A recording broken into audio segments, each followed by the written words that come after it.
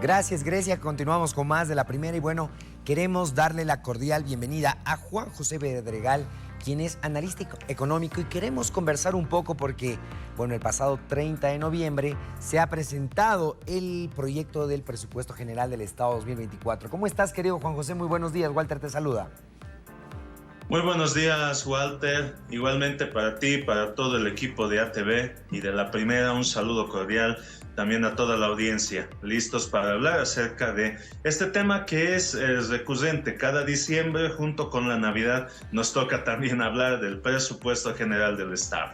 Así es un tema bastante delicado, obviamente, en el tema de economía y finanzas del país. Y bueno, de cara a lo que va a ser ya la gestión 2024, el ministro Marcelo Montenegro comentaba de que se presupuestaron recursos con el objetivo de mantener la subvención de hidrocarburos y de alimentos para el país. Y ahí la premisa de mantener la estabilidad económica, profundizar la industrialización e impulsar el crecimiento económico.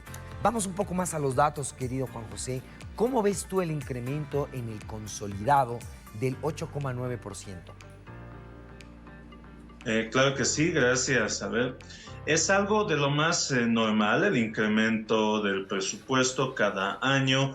Esto se explica fundamentalmente debido a la implementación de distintas políticas. Una de ellas es la industrialización de los recursos naturales. Otra, por supuesto, es la garantía de la estabilidad de precios en el mercado interno a través de las subvenciones, tanto a los alimentos como a los combustibles, y por supuesto también el cumplimiento de los objetivos de política fiscal, que implica tener un crecimiento económico sostenido, mantener la inflación controlada, también asegurar la creación de fuentes de empleo y a su vez incrementar lo que es la cobertura de servicios básicos a nivel nacional. Esto no olvidemos que entra dentro del marco de lo que prevé el artículo 321 de la Constitución, que también habla de que la administración económica y financiera de las entidades públicas se rige por su presupuesto. También a nivel de política fiscal, los economistas sabemos que el presupuesto público es la principal herramienta de la política fiscal, con lo cual está dentro del margen de lo previsto tanto a nivel legal como a nivel técnico en el área de conocimiento de la economía. Así es, querido Juan José. Y bueno, hablando un poquito igual, dada la coyuntura de el tema de los hidrocarburos, que bueno, se está viendo bastante sensible con las filas en los distintos surtidores. El ministro Montenegro hablaba y decía, ahí está el gasto público que vamos a hacer para la siguiente gestión. Aproximadamente, si tengo el dato, son 66.439 millones de bolivianos que se tiene destinado al sector hidrocarburos y la mitad se estaría como 35.000 millones destinando al tema de YPFB, hidrocarburos como tal, y 25.000 millones al mayoreo, ¿no? A la compra de gasolina, diésel y demás. ¿Cómo ves ese dato? ¿Cómo se le puede explicar eso a la población? Bueno, fundamentalmente en lo que respecta a la subvención a los combustibles, hay que entender que esta no es una medida únicamente de Bolivia. Un dato del Fondo Monetario Internacional, por ejemplo, es que a nivel global se destinan 7.000 millones de dólares al año para subvención a combustibles fósiles.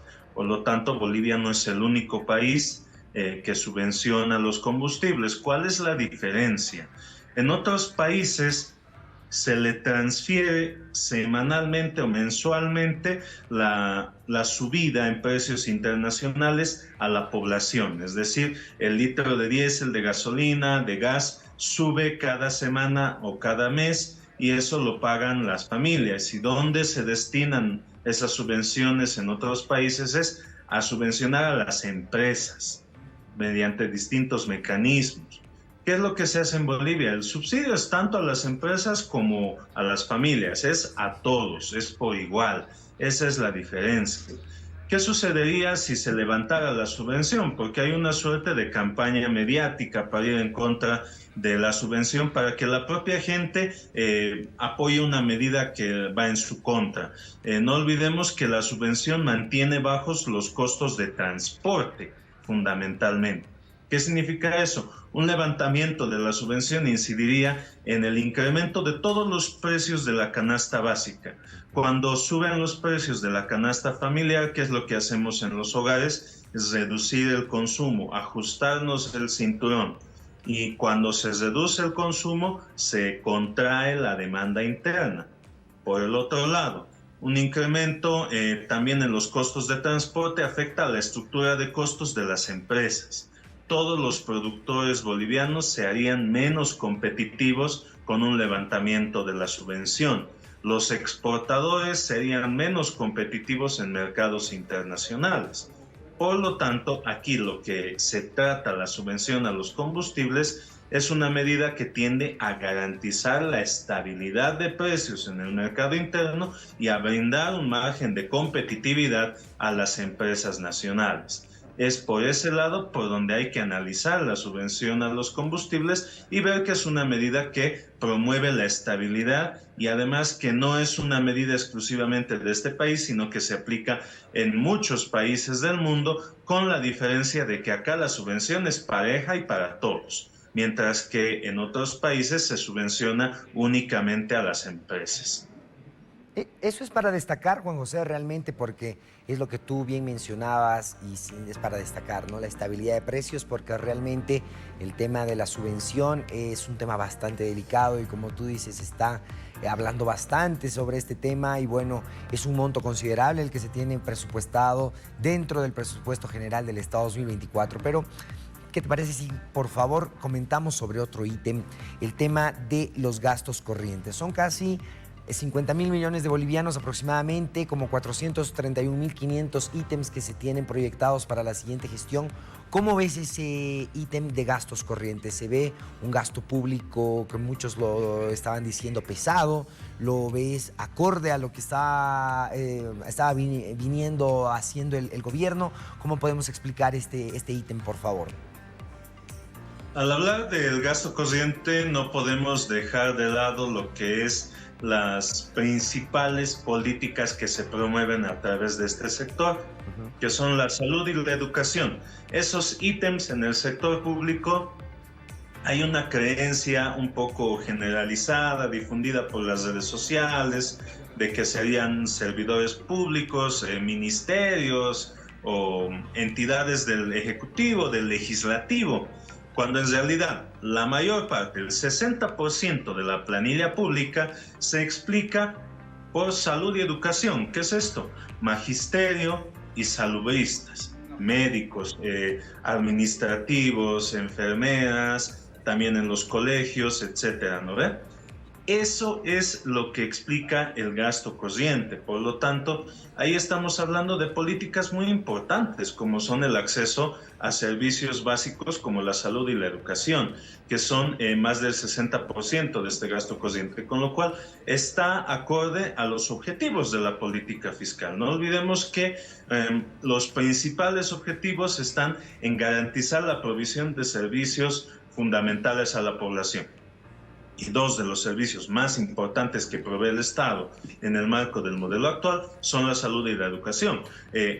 Por otro lado, ver una reducción, una eliminación de este gasto corriente implicaría afectar a que la gente deje de recibir salud, de que deje de haber el sistema único de salud, de que deje de haber centros de salud a nivel nacional o de que deje de haber una educación pública y gratuita como lo garantiza la Constitución Política del Estado.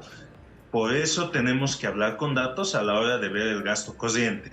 No es solamente centrarse en quizás eslogans de redes sociales que no son acordes a lo que nos muestran los datos, que en realidad más del 60% de esto es servicios fundamentales para la población. Y otro tanto muy importante está en el nivel subnacional.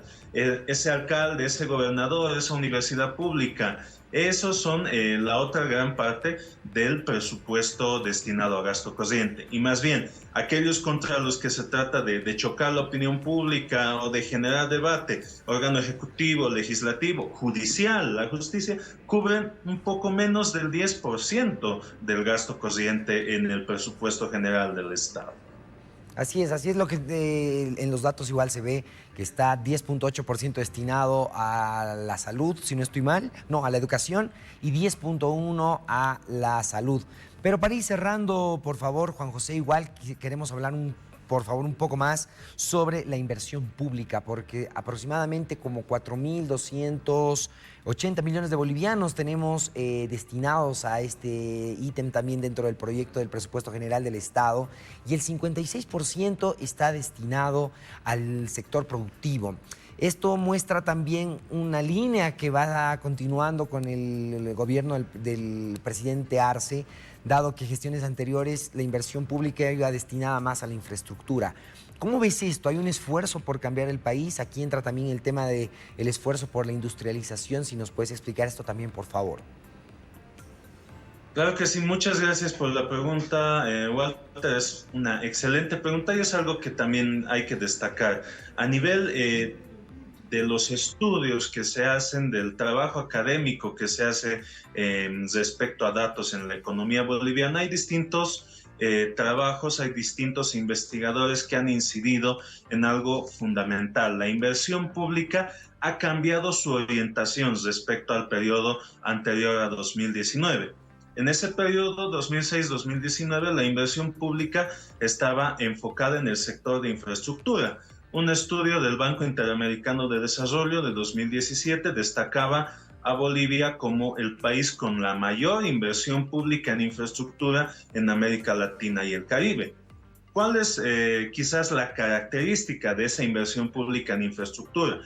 Que si bien provee retornos a lo largo de un distinto periodo de tiempo, los retornos de esa inversión a nivel de competitividad, rebaja en costos de transporte, conexión entre los distintos mercados, centros de consumo y centros productivos a nivel nacional, es que estos retornos se ven en un mediano y largo plazo, muy difusos en el tiempo.